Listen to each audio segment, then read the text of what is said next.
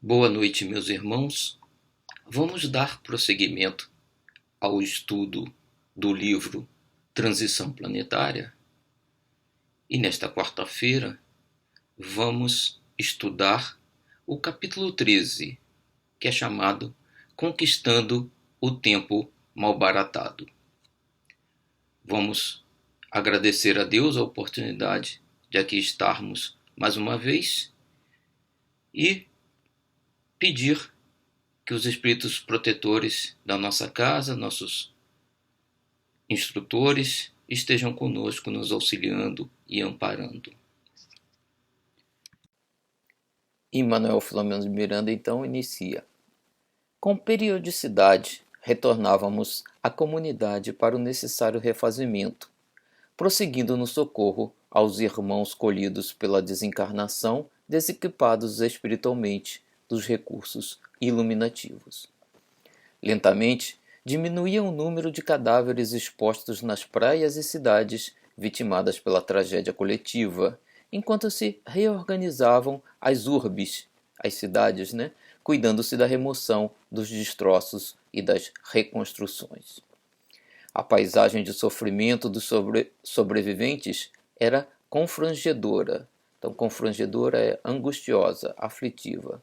Porém, a vida, no seu sublime impulso de superar infortúnios, sustentava-os, ajudando-os na reedificação da existência. Rapidamente, para nós, passou o período que nos fora reservado para acompanhar os trabalhadores do bem, e deveríamos, e nós outro, retornar à nossa esfera, para outros compromissos que nos aguardavam dentro das linhas direcionais da conferência do benfeitor que viera da constelação das Pleiades. Isso nos capítulos iniciais a gente viu, essa conferência em que foi anunciado o plano de trabalho. Como é natural, agradecemos ao Dr. Charles todo o seu empenho em auxiliar-nos a entender os mecanismos das divinas leis, bem como despedimos-nos dos demais amigos tomados por justa emoção. Dr. Charles havia convidado 2 espíritos que viveram na Indonésia a fim de substituir-nos, desde que o árduo trabalho prosseguiria por largo período. Então a gente pode ver aqui, que acabou a participação na equipe de trabalho do espírito Dr. Charles, no caso de Manuel Filomeno e Ivon Costa, Porém o trabalho de socorro continuava.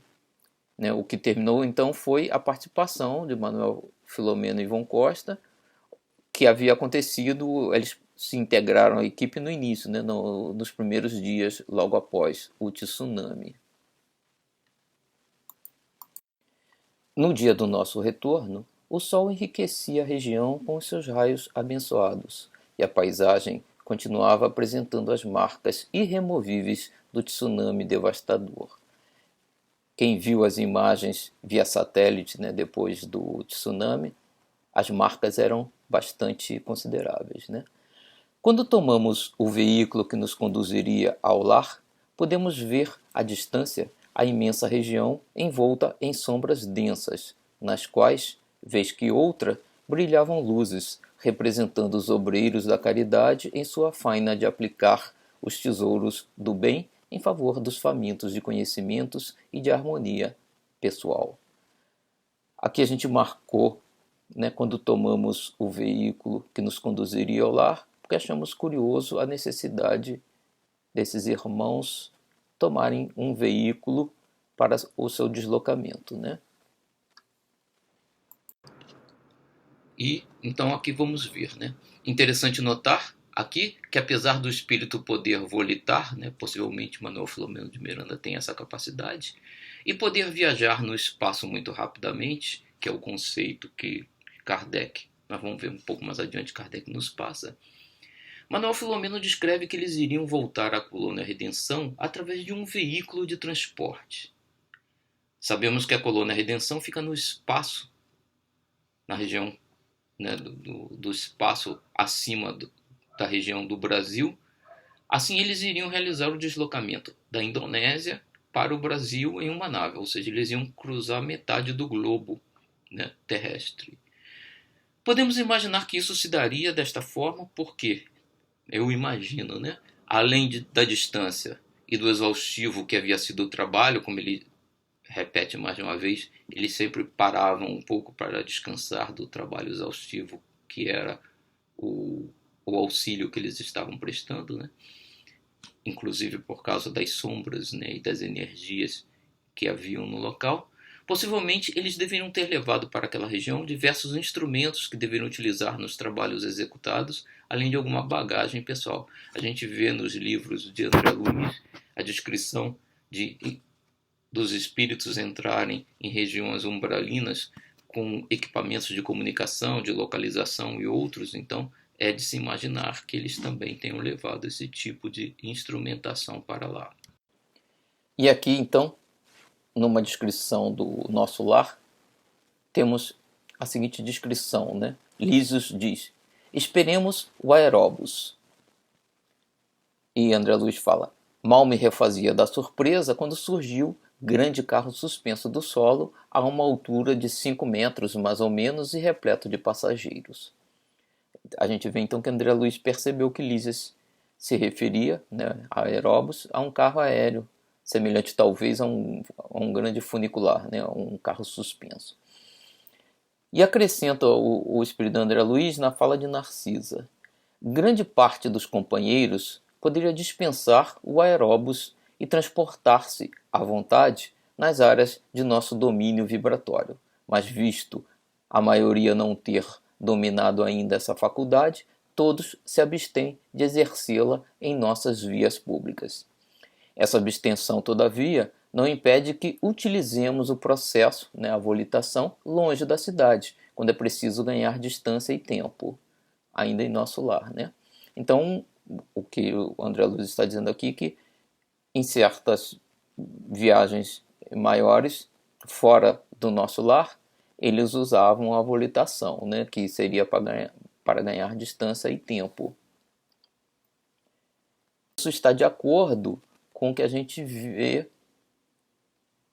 o que Kardec nos diz, né? Kardec diz: enquanto nos arrastamos penosamente pela terra, o nosso corpo pesado e material, como o calceta as suas correntes, o dos espíritos, vaporoso e etéreo, transporta-se sem fadiga, de um lugar para o outro, rasga o espaço com a velocidade do pensamento e tudo penetra sem encontrar qualquer obstáculo material. Então, o espírito, principalmente o espírito evoluído, teria a condição de volitar, né? Em Memórias de um Suicida, de Ivone Pereira, os caravaneiros, em suas missões de resgate de infelizes no Vale dos Suicidas, fazem uso de várias espécies de veículos, né? Colocamos aqui a descrição do Memórias do Suicida, diz: as macas, abrigadas no interior de grandes veículos à feição de comboios, no entanto, apresentam singularidade interessante, digna de relato. Em vez de apresentarem os vagões comuns às estradas de ferro, como os que conhecíamos, lembravam antes um meio de transporte primitivo, pois se compunham de pequenas diligências atadas umas às outras e rodeadas de persianas muito espessas, o que impediria ao passageiro verificar os locais por onde deveria transitar. Brancos, leves, como burilados em matérias específicas habilmente laqueadas, eram puxados por formosas parelhas de cavalos também brancos. Nesse caso, inclusive, devido possivelmente ao pesado que era o ar lá no Vale dos Suicidas, né, o ambiente, os transportes eram até puxados por animais, né, por cavalos. Então, acho que resumindo, existem situações sim em que se faz necessário o uso de transporte, inclusive a gente ouve falar que, por exemplo, em movimentos entre planetas é possível que os espíritos viajem, ainda mais planetas distantes, né, em outras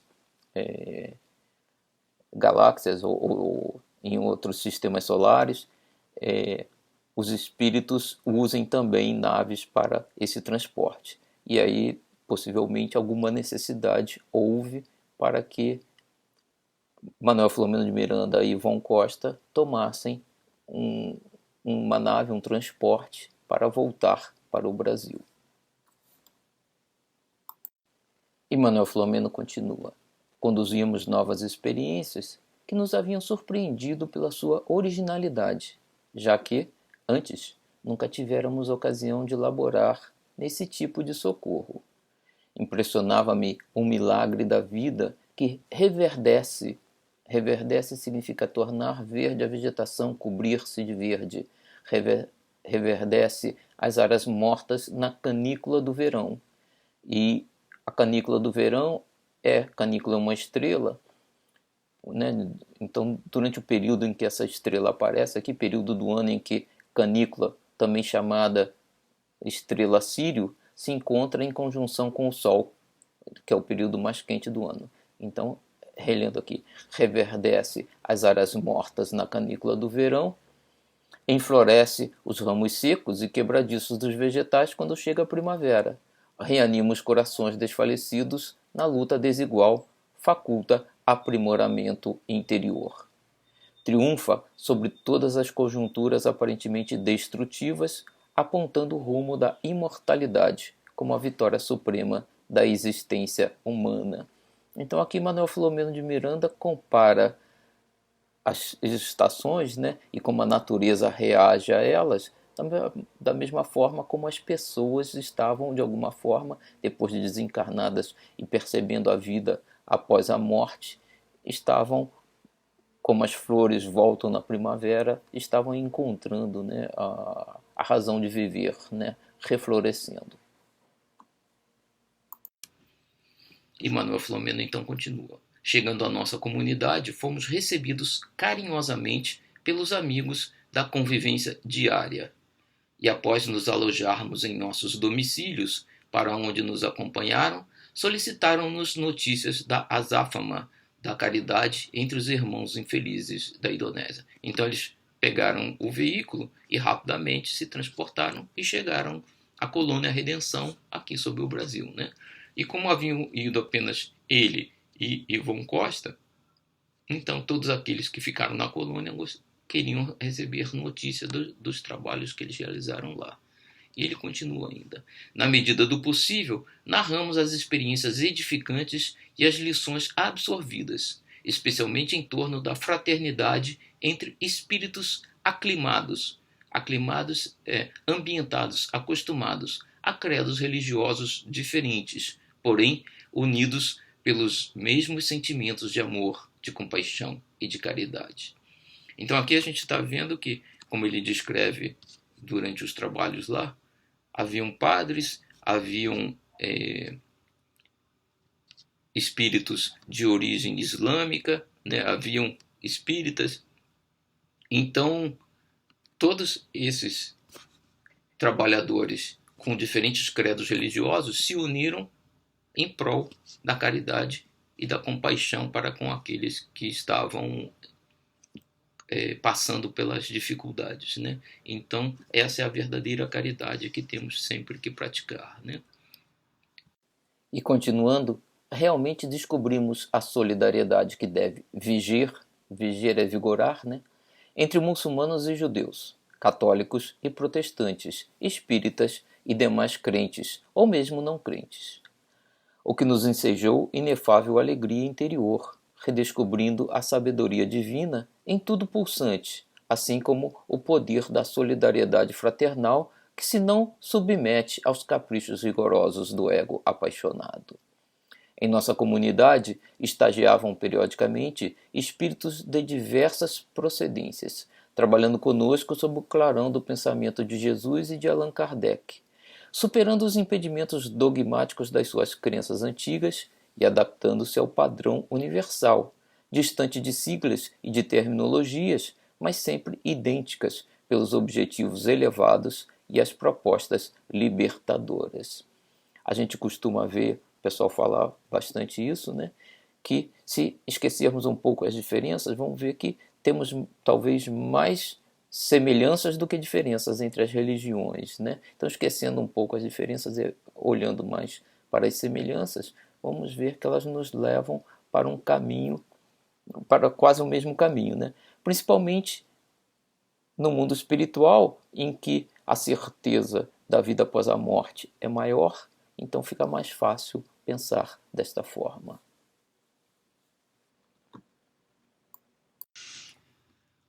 E Manuel Filomeno continua. Embora Ivon Costa residisse em outra colônia situada sobre a região do Brasil central, com sede sobre as formosas montanhas de Minas Gerais, convidei-o a permanecer em nosso lar aqui, na Colônia Redenção, né, na casa do Manuel Filomeno de Miranda, pelo período intermediário entre aquele e os próximos dias, quando retornaríamos à Terra, dando prosseguimento aos compromissos aceitos. Compreensivelmente, o intercâmbio entre as colônias espirituais é constante e natural, qual acontece na Terra entre as diferentes comunidades que se sustentam e confraternizam. Embora cada qual possua suas próprias e específicas características, todas operam em favor do desenvolvimento moral dos seus habitantes desencarnados, preparando-os para os cometimentos futuros nas reencarnações abençoadas. Então existem diversas colônias aqui no Brasil, né? E todas elas se comunicam com as cidades. Nós nos comunicamos e interagimos entre uma cidade e outra, né?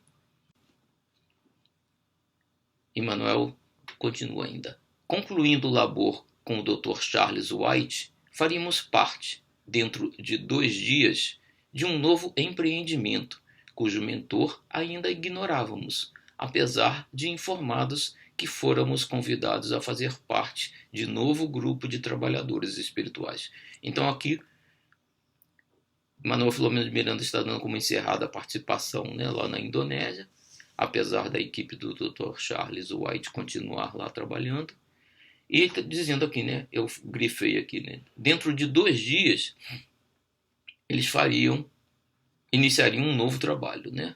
E ele descreve por que somente dentro de 2 dias, né? Ele diz: o repouso para nós é constituído pela renovação das energias para aplicações edificantes, revitalizando-nos e auxiliando-nos a melhor entender, cada vez mais, as lições da vida, ampliando os nossos horizontes de serviço ao próximo, no que redunda serviço a nós mesmos.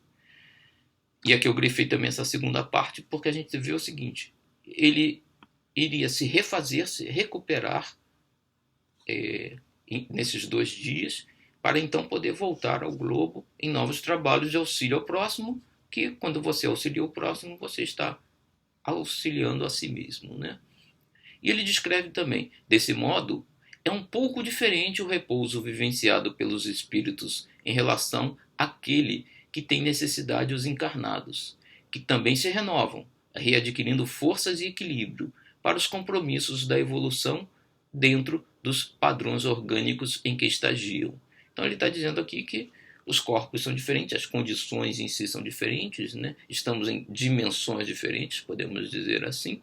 Então, o nosso descanso é um pouco diferente do descanso dos espíritos, mas ainda assim os dois objetivam a nossa renovação, né, para estarmos preparados a continuar as nossas tarefas. Manuel Filomeno de Miranda continua aqui. A vida não cessa de vibrar, o que, se acontecesse, reduziria tudo ao caos do princípio.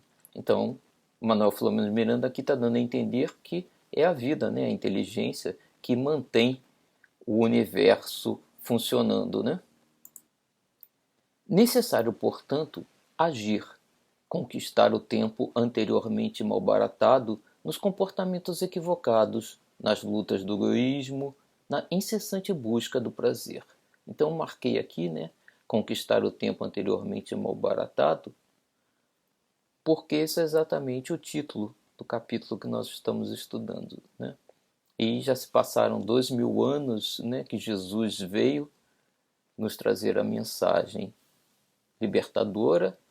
De novo, no Consolador Prometido, né, voltam os espíritos, Jesus comandando Kardec, e a gente ainda perdendo tempo, né? Então, temos que correr atrás desse prejuízo, né? os tempos são chegados e o momento é esse, né? E Manuel Filomeno continua. De alguma forma, aguardávamos o momento de conhecer detalhes da nova programação com alguma ansiedade. Então, ele espera a nova atividade e ansioso, né, para conhecer os detalhes. O êxito resultante do cometimento concluído estimulava-nos a aguardar os novos desafios com alegria e gratidão aos céus. Aqueles que pensam que após a morte os justos repousam equivocam-se, porquanto em todo o universo vigora somente a lei de ação a lei da ação e da edificação. Então, eu frisei aqui também porque nada de paraíso, né? De espíritos ficarem em posição contemplativa, né? Depois da morte. É trabalho, continuar o desenvolvimento, o aprendizado, o auxílio, o amparo, ação o tempo todo, né? E Manuel Filomeno continua. Nesse íntere, tomamos conhecimento de que a caravana de serviço aos irmãos do orbe terrestre seria expressiva em qualidade e quantidade, de membros dividida em vários grupos que atuariam em diferentes locais, sendo presidida pelo sábio geneticista Dr. Artêmio Guimarães. Conhecia-lhe um pouco a história fascinante que o projetara a condição de chefe do departamento de reencarnações em nossa colônia Redenção. O eminente espírito encontrava-se desencarnado fazia aproximadamente 30 anos após laboriosa existência missionária no Brasil. Reencarnara-se com a missão de envidar todos os esforços, utilizando os mecanismos de preservação da vida, havendo dedicado os seus empenhos em favor da saudável reprodução humana. E Manuel Filomeno então começa a descrever aqui sobre Dr. Artêmio, né? Havendo renascido em lar modesto, a fim de conhecer as dificuldades e vencê-las desde cedo na cidade do Rio de Janeiro, muito jovem ainda revelou as aptidões superiores conduzidas do mundo espiritual.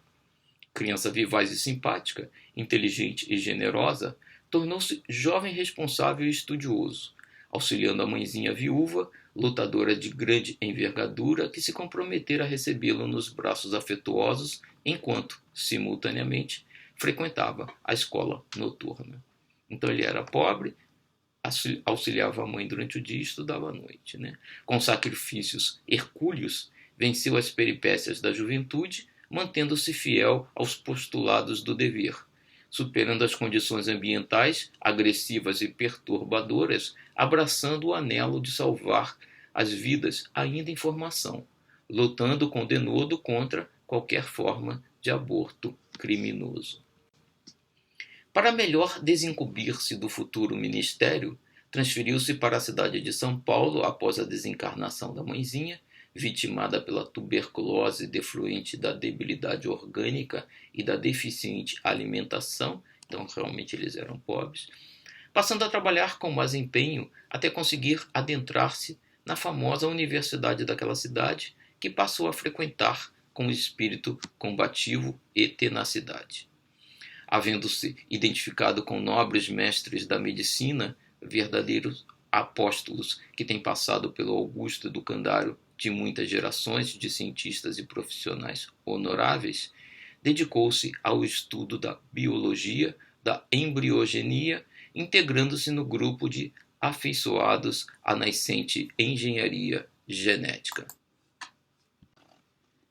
Conseguindo, por justos méritos, após a diplomação de médico, uma bolsa de estudos em destacada Universidade Americana do Norte, vinculou-se ao fechado círculo de pesquisadores dos anovulatórios. E aí eu aqui pesquisei, né? Anovulação ou ausência de ovulação leva a mulher à infertilidade, pois o óvulo não chega a ser liberado pelo ovário para ser fecundado. Assim, anovulatórios são substâncias que evitam a ovulação feminina. Então ele diz, fechado o círculo de pesquisadores dos anovulatórios, dos métodos de contracepção, que iriam contribuir conforme tem acontecido, para a drástica diminuição do hediondo crime do abortamento. Com plena integração nas pesquisas, tornou-se considerado cientista nessa área, com seus colegas logrando ampliar os conhecimentos em torno da fecundação humana. Com o avanço da ótica e da tecnologia em torno da fabricação dos microscópios, especialmente os eletrônicos, pôde adentrar-se na compreensão do milagre da fecundação humana, selecionando óvulos e espermatozoides em tentativas do que seria no futuro a grandiosa realização da fertilização in vitro, da inseminação artificial, facultando a milhares de pessoas a oportunidade anelada de conseguir a procriação. À medida que ocorria a maior conscientização da sociedade em torno do uso dos anticonceptivos, lutando contra o fanatismo de alguns segmentos religiosos intolerantes, tomou conhecimento dos estudos profundos em torno do DNA e da provável futura decodificação do genoma humano, que não teve a oportunidade de ver concluído esse extraordinário projeto, cujo primeiro rascunho foi apresentado ao mundo por primeira vez em junho do ano 2000 e confirmado mais tarde, em abril de 2003, por ocasião da comemoração dos 50 anos da descoberta da dupla hélice do DNA pelos cientistas doutores James Watson e Francis Crick. Então, no início, Manuel Filomeno disse que Dr. Artemis já tinha desencarnado há uns 30 anos, e como pela primeira vez, em junho do ano 2000, que foi divulgado o DNA, o código genético em si, então ele realmente não teve a oportunidade de ver ainda encarnado. Apenas para entendermos um pouco, que ele menciona aqui, em 1916, eu coloquei também, para quem está assistindo pela TV, uma figura do DNA. Em 1916, nascia Francis Henry Compton Crick, em Northampton, na Inglaterra. O americano James Dewey Watson nasceu em Chicago, Estados Unidos, em 1928. Somente em 51, em Nápoles, sul da Itália, num congresso internacional consagrado ao tema da estrutura de moléculas encontradas em células vivas, Francis Crick conheceu James Watson, dando início a uma parceria que, 2 anos mais tarde, seria responsável por uma das mais importantes descobertas das ciências biológicas. Juntos, elaboraram o modelo da dupla hélice para a molécula de DNA. Em 1953, Watson e Crick apresentaram um modelo compatível com os resultados experimentais que haviam sido obtidos até aquele momento. Esse modelo serviu de base para experimentos históricos que confirmaram a hipótese inicial desses cientistas. Em 2003, 50 anos depois, os cientistas conseguiram entender a codificação que contém nessa dupla hélice. E Manuel Filomeno de Miranda continua. Desencarnou como um justo, de certo modo, de exaustão decorrente dos trabalhos severos e contínuos, vitimado por uma parada cardíaca que não lhe conseguiu encerrar a audaciosa carreira científica, prosseguindo-a na espiritualidade quando retornou. Então o esforço todo que ele fez, diferente do que os materialistas acreditam, não foi perdido. Ele continuou trabalhando, todo aquele conhecimento, toda aquela experiência que ele desenvolveu aqui na Terra, deu continuidade no plano espiritual. Deixou viúva uma dedicada companheira, também médica estudiosa e trabalhadora na área da infectologia, assim como 2 filhos adultos. Considerado um triunfador na missão abraçada, hoje é tido, entre nós, como respeitável apóstolo no campo da fecundação humana, especialista em reencarnações. Então, como especialista em reencarnações, ele vai auxiliar os espíritos vindos de Alcione a reencarnar no planeta. Seria sob o comando desse eminente espírito que aproximadamente 500 obreiros retornaríamos ao amado planeta para a preparação da nova era, abrindo espaço para as reencarnações em massa dos migrantes de uma das estrelas da constelação das Pleiades, na tarefa sublime de ajudar a Terra a alcançar o patamar de mundo de regeneração. É certo que outras equipes já nos haviam precedido para esse mistério, muitas outras conquistariam diferentes países do orbe e, mesmo nas terras abençoadas do Cruzeiro do Sul, incontáveis laboriosos servidores de Jesus cuidariam de realizar atividades semelhantes. Então, quando Manuel Filomeno de Miranda nos disse, né, que essa nova experiência ia contar com qualidade e quantidade, aqui ele está descrevendo que só o grupo que ele vai participar seriam 500 pessoas, né?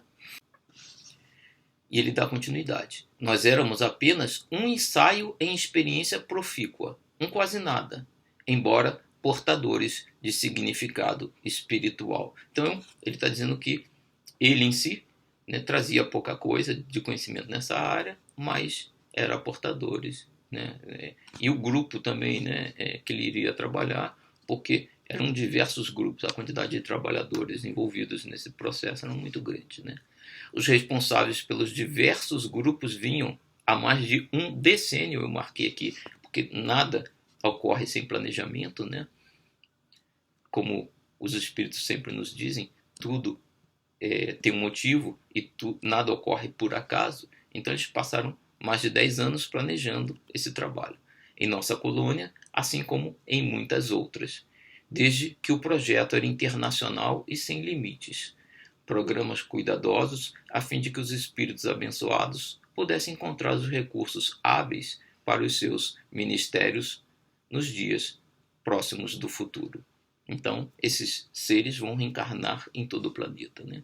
Foi, portanto, com emulação de felicidade superior que, na noite estabelecida para o primeiro contato, rumamos, Yvon e nós outro, na direção do templo ecumênico, já referido anteriormente, onde nos reuniríamos a fim de nos encontrarmos para conhecer as diretrizes seguras elaboradas para o novo programa especial. Às 19h30, dirigimos-nos a um recinto de menores proporções do que o anterior, fazendo-nos recordar um anfiteatro grego coberto por uma substância transparente que nos permitia ver a noite esplendorosa com os seus crisântemos estelares oscilando ao longe. Suave melodia que se exteriorizava do órgão repletava o ambiente com harmonia musical. Os convidados especiais, aqueles que participariam do inusitado evento, joviais e encantadores, lotavam o auditório. À hora estabelecida, tivemos o imenso prazer de ver adentrar-se o governador da nossa colônia, acompanhado por outros administradores dos diferentes setores que foram conduzidos, respectivamente, à mesa diretora e às cadeiras reservadas à frente.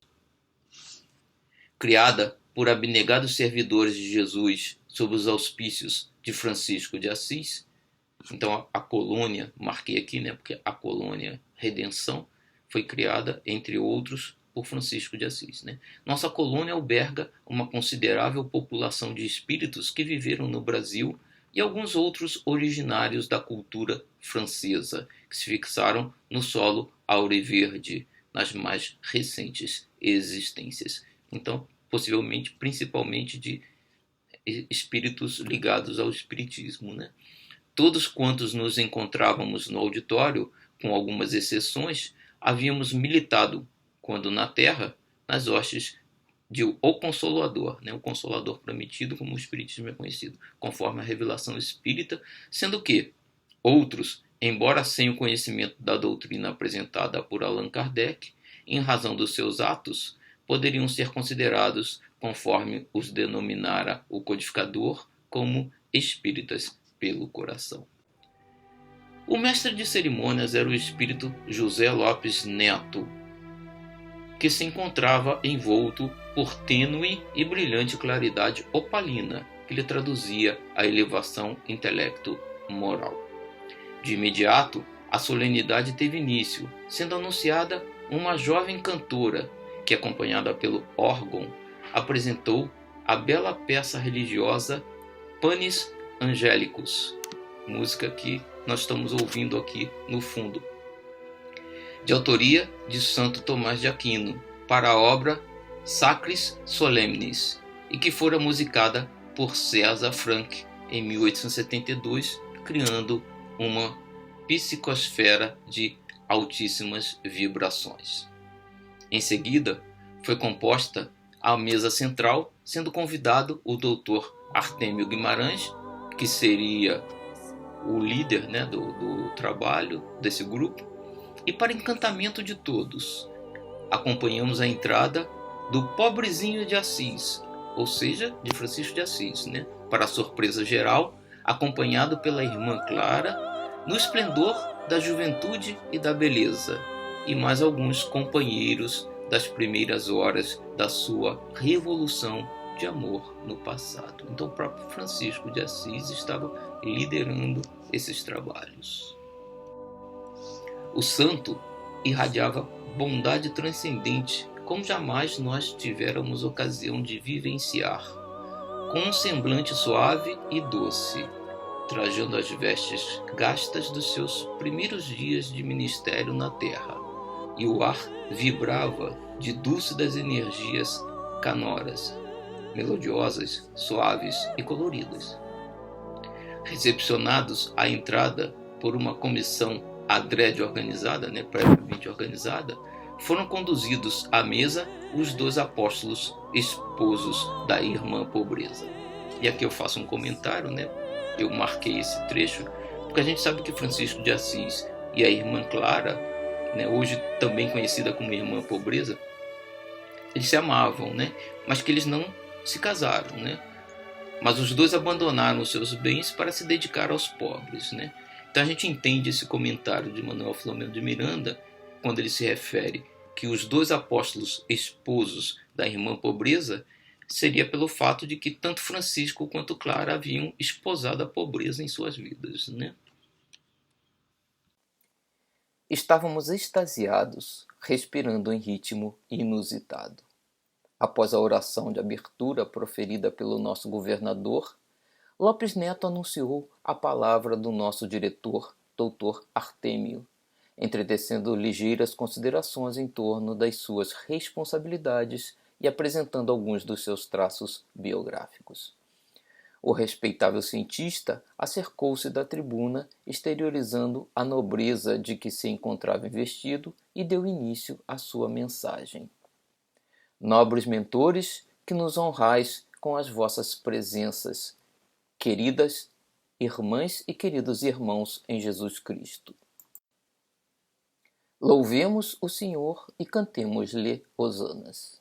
A lei do progresso é incontestável e o amor de nosso Pai é incomensurável, proporcionando a tudo e a todos contínuo aprimoramento que os levará às culminâncias da plenitude. Aqui eu marquei a lei do progresso para avaliarmos, né? E iniciando aqui já a lei do progresso. O Livro dos Espíritos define que a lei natural é a lei de Deus. É a única verdadeira para a felicidade do homem. Indica-lhe o que deve fazer ou deixar de fazer. E ele só é infeliz quando dela se afasta, né? Da lei de Deus que cobre toda a natureza e toda a vida, né? E a gente pode ver aqui o seguinte: essas leis podem ser divididas em leis físicas e leis morais. Na questão 617 do Livro dos Espíritos, temos, entre as leis divinas, umas regulam o movimento e as relações da matéria bruta, as leis físicas, cujo conteúdo pertence ao domínio da ciência. As outras dizem respeito especialmente ao homem, considerado em si mesmo e nas suas relações com Deus e com seus semelhantes. Contém as regras da vida do corpo, bem como as da vida da alma. São as leis morais.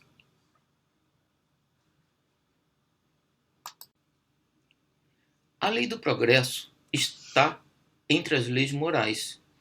No Livro dos Espíritos, na questão 783, temos: há o progresso regular e lento, que resulta da força das coisas.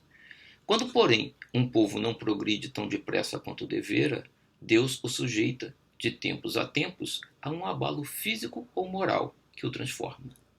O homem não pode conservar-se indefinidamente na ignorância, porque tem de atingir a finalidade que a providência lhe assinou. Ele se instrui pela força das coisas. As revoluções morais, como as revoluções sociais, se infiltram nas ideias pouco a pouco, germinam durante séculos. Depois, irrompem subitamente e produzem o desmoronamento do carunchoso edifício do passado, que deixou de estar em harmonia com as necessidades novas e com as novas aspirações. Então, é exatamente o que a gente está vendo agora, né? O Livro dos Espíritos já mostrava esse processo. E então o nosso irmão Artêmio continua.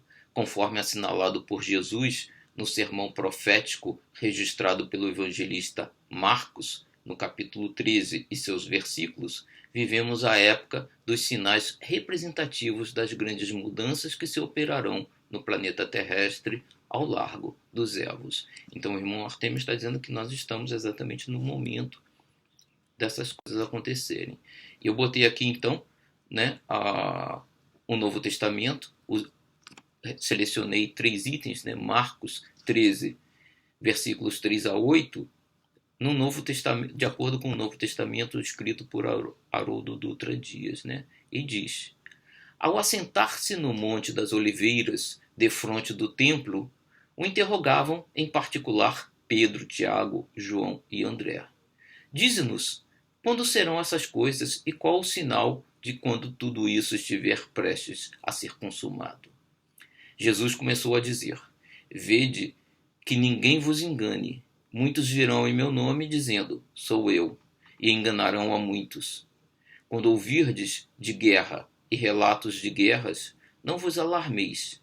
É necessário acontecer essas coisas, mas ainda não é o fim, pois se levantará nação contra nação, reino contra reino.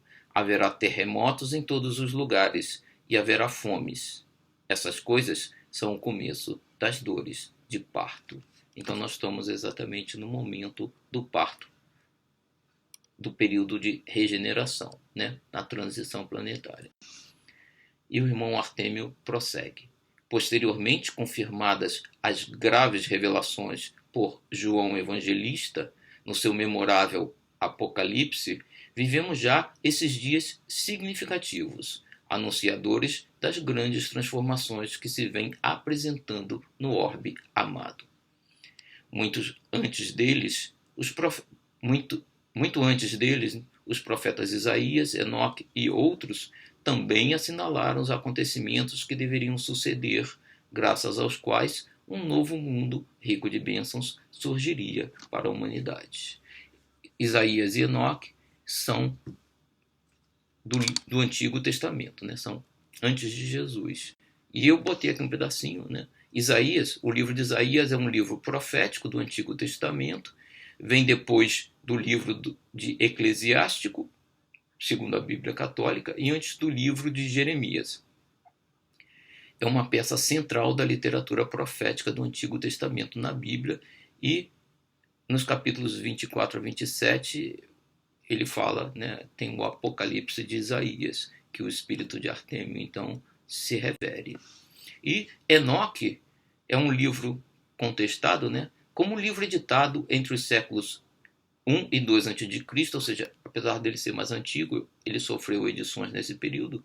O primeiro livro de Enoque não foi considerado inspirado em nenhum cânone judaico ou cristão do Antigo Testamento, não constando do cânon da Bíblia judaica, na versão grega do Antigo Testamento, Septuaginta, e nem entre os livros deuterocanônicos. Mesmo assim, uma das mais antigas Bíblias cóptas, a Bíblia etíope, admite o primeiro livro de Enoque. Então, esse livro de Enoque não está em todas as Bíblias, mas ele é conhecido, inclusive foi encontrado uma cópia naqueles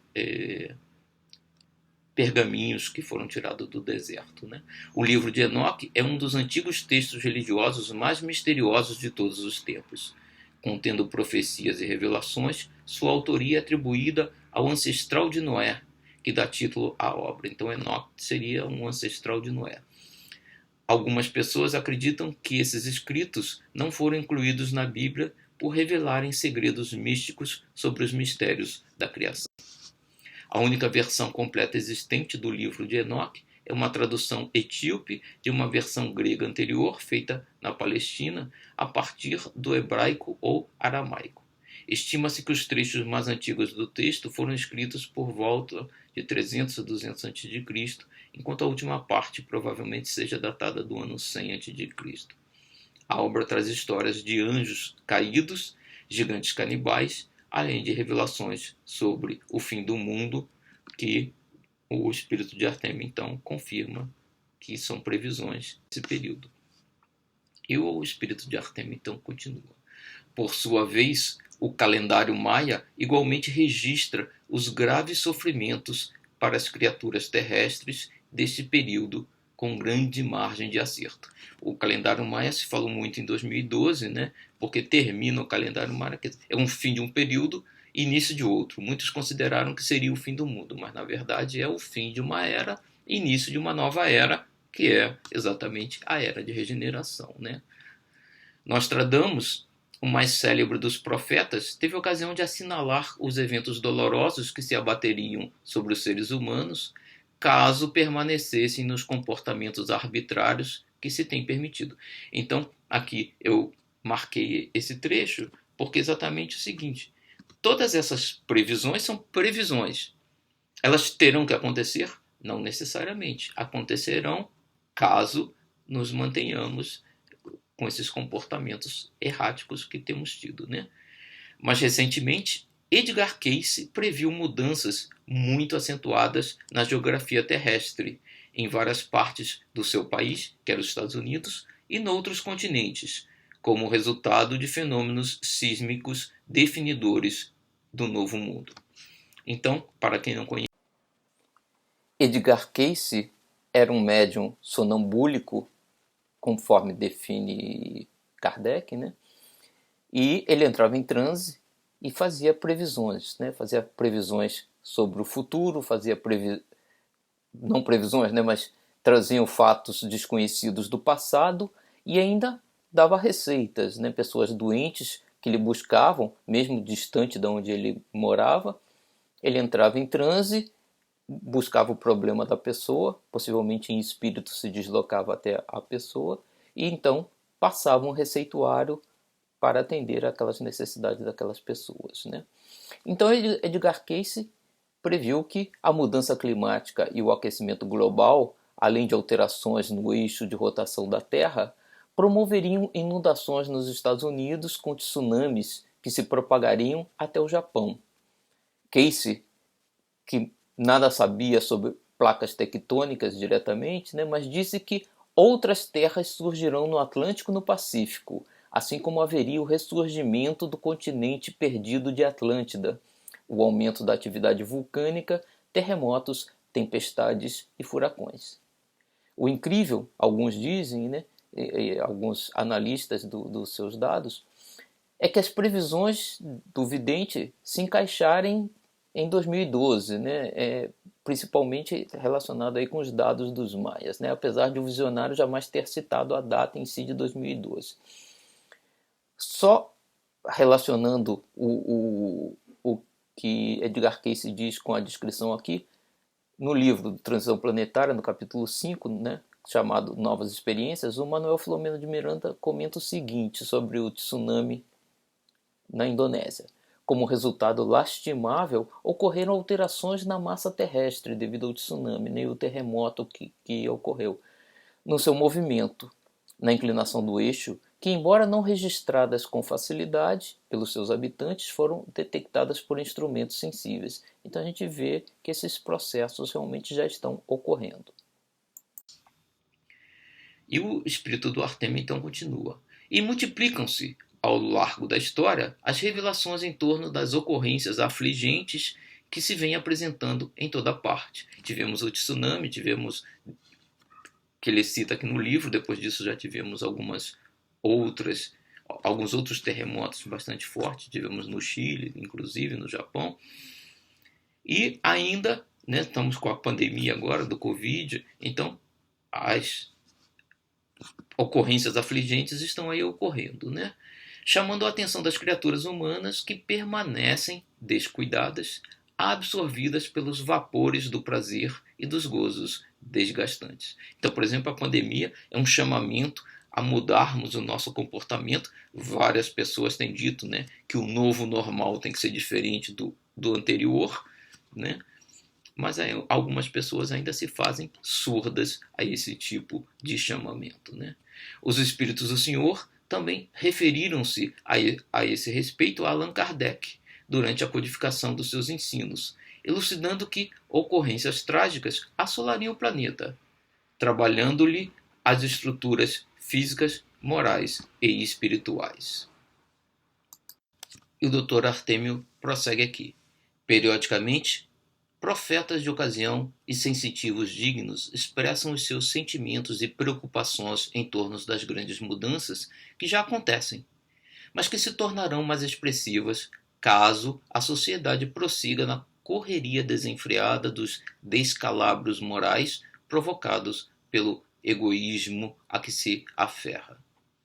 Tais fatalidades se expressam como efeito dos comportamentos primitivos que ainda nos permitimos, distanciados dos ensinamentos libertadores apresentados por Jesus, e de fácil vivência, desde que aplicados aos conceitos morais e espirituais vigentes na sociedade engessada na ignorância e no materialismo, mesmo aquela que se vincula, teoricamente, a determinadas crenças religiosas. De certo modo, a paisagem das revelações apresenta-se dantesca, temerária, mas, como ele diz aqui, dependendo do nosso comportamento, né? Não obstante a valiosíssima contribuição em torno dos acontecimentos lutuosos, né, tristes, tem havido um grande ouvido, um grande esquecimento a respeito daquilo que acontecerá depois das ocorrências destruidoras. Todas as profecias, no entanto, afirmam que surgirá um mundo melhor, uma nova Jerusalém, terras onde manarão leite e mel, paraíso de luz e beleza. Por que não dizer o reino dos céus na terra mesma? Então ele está dizendo, vamos ter problemas que podem ser maiores ou menores dependendo de nós mesmos, mas que depois desses problemas a terra será muito melhor. E ele continua, e essa revelação é esquecida porque ainda predomina em o espírito humano o interesse de informar sobre o apavorante e ameaçador, com esquecimento proposital ou não, em torno das benesses do amor e da misericórdia de Deus para com as suas criaturas. Então não podemos esquecer que estamos sob o controle de Deus, né? E os espíritos estão trabalhando para o nosso bem. Eles não querem o nosso mal, eles querem o nosso bem. Quando o evangelista João ouviu as graves revelações, seu coração ficou pesado e ele perguntou: não há esperança? Havia muita aflição no discípulo amado, que logo escutou a resposta formosa: sempre a esperança, ó tu, para quem o céu e a terra foram criados. Uma segunda possibilidade faz parte dos divinos planos, desde que as criaturas correspondam à expectativa do amor, gerando novos recursos em torno do bem que produzirão efeitos edificantes. Eu marquei aqui exatamente porque vemos que esse episódio agora da Covid-19 é uma grande oportunidade de nós fazermos essa virada. Ou seja, se a gente corresponder à expectativa, ao amor, né, gerando novos recursos em torno do bem, aproveitando o problema da Covid, que talvez a gente esteja eliminando uma série de outros problemas que ocorreriam, né? Então, a nossa vida, essa mudança pode ser muito mais tranquila do que o que foi previsto inicialmente. Assim, prossegue o grande vidente do Apocalipse. Mas eu não vi o que aconteceu a eles, pois a minha visão mudou. Isso é João, né? E eu vi um novo céu e uma nova terra, pois o primeiro céu e a primeira terra haviam acabado. A emoção tomou o apóstolo, que então exultava quando ouviu uma grande voz dos seres angélicos que dizia: não mais haverá morte, nem tristeza, nem choro, nem haverá mais dor. Houve uma pausa alentadora. Aqui Manuel Filomeno de Miranda descrevendo, né? Houve uma pausa alentadora, diminuindo as preocupações dos ouvintes em relação aos acontecimentos afugentes em pauta. Ou seja, afligentes, né, em pauta. A gente ainda pode mudar esse processo, né? Pessoalmente, sempre me detivera na revelação do desespero, não nos efeitos decorrentes quando chegasse o período de bênçãos, logo após as grandes calamidades no mundo renovado. A seguir, o digno mensageiro deu continuidade à peroração, a esse discurso breve, né? Ocorrerão essas bênçãos porque espíritos não comprometidos com o mal estarão no planeta, construindo o reino dos céus nos corações e trabalhando eficazmente em favor da solidariedade atendida pelo amor. Então, essa reencarnação desses espíritos de outros planetas vão nos auxiliar a remediar os efeitos da transição. Virão apressar o progresso moral, utilizando-se do intelectual e tecnológico para promover a fraternidade entre os povos, a fim de que os mais poderosos ajudem no desenvolvimento dos menos aquinhoados, substituindo a guerra pela solidariedade, a escravidão decorrente do comércio perverso pela liberdade de escolha e de trocas, combatendo as doenças pandêmicas e endêmicas, as degenerativas, que já não se justificarão porque os membros da formosa família não estarão assinalados pelos débitos de grande porte. O planeta renovado, na sua constituição física, harmonizadas as placas tectônicas, diminuída a alta temperatura do magma vulcânico, muitos cataclismos que o assolavam e destruíam desaparecerão, a pouco e pouco, apresentando-se com equilíbrio de temperatura, sem os calores calcinantes nem os frios enregelantes e com paisagens edênicas, ou seja, paisagens do Éden, né? Eu marquei aqui porque possivelmente ainda vamos ter alguma atividade vulcânica, algum derramamento de magma, mas passado isso, as condições climáticas do país, do planeta, serão muito melhores, possivelmente, inclusive, como ele descreve aqui, terminando o aquecimento global. Adaptando-se às novas condições climáticas, o organismo físico experimentará modificações especiais, em razão também dos seres que o habitarão, imprimindo nele outros valores fisiopsicológicos que irão contribuir para a sua evolução espiritual. Então, essa reencarnação desses seres vão trazer alterações aos nossos corpos que vão permitir também um avanço maior. Será nesses corpos que estarão reencarnadas multidões de visitantes benéficos contribuindo para o progresso da humanidade. Não estamos abandonados. Concomitantemente, aqueles que puderem fruir desse momento após a grande transição, graças ao pensamento e à iluminação interior, libertar-se-ão de órgãos desnecessários, mantendo formas graças e leves compatíveis com a futura atmosfera física e moral da Terra feliz. Então, nós que estamos aqui vamos poder usufruir desses avanços, né? Nesse Comenos, os irmãos geradores de distúrbios e de conflitos, os guerreiros contumazes e os arruaceiros, aqueles que se comprazem nos campeonatos da perversidade por sintonia vibratória, transferir-se-ão para outro planeta cuja psicosfera seja compatível com as suas condições, recebendo-os em exílio temporário quando aplicarão os conhecimentos tecnológicos para auxiliar os seus habitantes, sofrendo a dor da saudade, da separação dos afetos e preparando-se moralmente para o retorno para a ascensão. Então, assim como os capelinos, alguns terráqueos irão reencarnar em outro planeta e poderão retornar depois da sua melhoria. Nunca se perdem os valores ante os divinos códigos, e o Pai amantíssimo vela pelo universo, havendo delegado a Jesus a criação e governança da terra, que vem conduzindo com inefável amor e ímpar compaixão, a fim de que os seus habitantes nos despojemos das imperfeições que nos retêm na retaguarda e, como filhos pródigos, retornemos ao seu rebanho. Novamente silenciou emocionado, luzes diáfanas adornavam-no à medida que falava, oferecendo-nos uma voz doce e inesquecível, continuando a afirmar.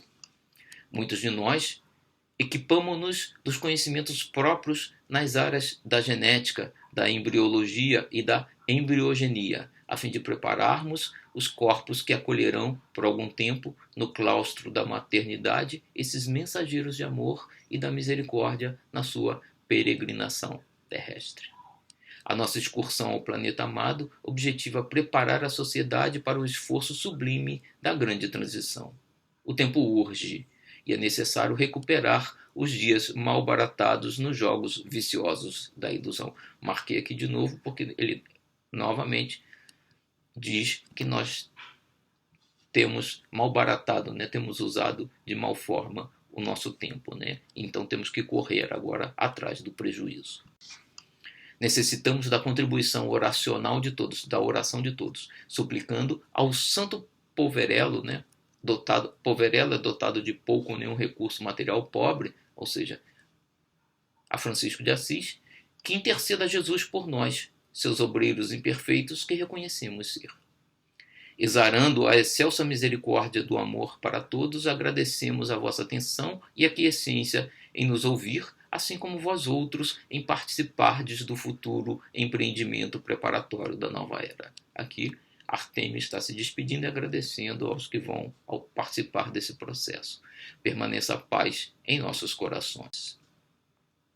Um profundo silêncio, feito de emoção e reconhecimento, dominou todo o auditório enlevado. Nesse momento, o santo de Assis levantou-se, dirigiu-se à tribuna e, nimbado de claridades siderais, exorou emocionado.